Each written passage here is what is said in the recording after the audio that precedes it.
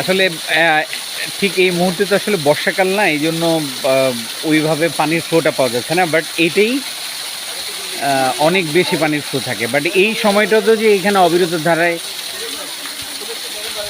আপনার পানি পড়ছে, বিশেষ করে ঝর্ণার পানি কিন্তু অসম্ভব ঠান্ডা এবং অনেক প্রশান্তি দেয়। অনেক ঠান্ডা পানি।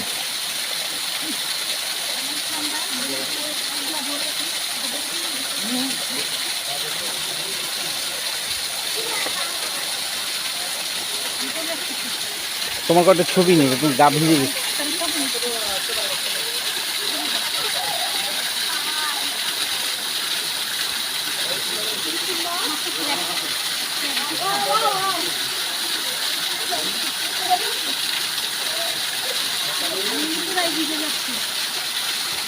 এদিকে আসো, এদিকে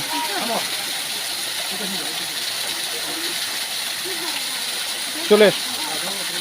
খালি পায়ে যাও।